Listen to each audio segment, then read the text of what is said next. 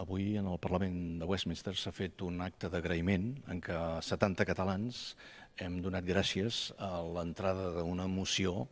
a favor de que el poble de Catalunya pugui decidir el seu futur, que és el que fan les Nacions Lliures, i 6 partits diferents d'aquí de la cambra, membres de 6 partits, han donat el seu suport en aquesta moció i penso que era molt important que els catalans fóssim aquí presents per donar agraïment i per convidar-los també a venir al nostre Parlament per contribuir en aquest debat tan important cap a la llibertat de les nacions dins d'Europa. Bé, doncs jo espero que sí, espero que és, diguem, d'agrair que un Parlament que no és el nostre hagi acceptat una moció d'aquesta magnitud, d'aquesta importància, d'aquest tema, i penso que el Parlament de Catalunya ha d'estar a l'alçada de les circumstàncies de rebre aquests diputats i donar-los les gràcies. Aleshores, escocesos, gal·lesos, catalans i bascos, anem d'alguna manera en una mateixa nau, que és la nau de la recuperació de la plenitud nacional,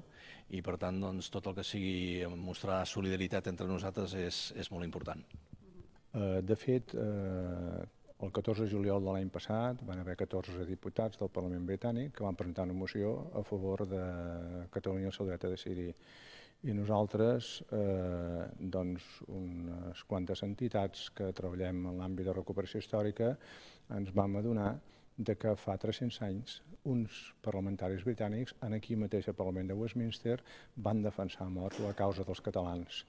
I per això a la campanya hem volgut anomenar-la el cas dels catalans per recuperar el fil de la història i aconseguir un fet que és cabdal per Catalunya, que Catalunya sigui reconeguda arreu del món.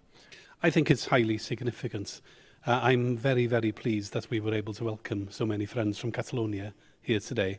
and also to meet some leading politicians for discussion with myself and people from the other parties, from the Scottish National Party and from Plaid Cymru. We also have the support of other MPs from the Green Party, also from the Liberal Party, from the Irish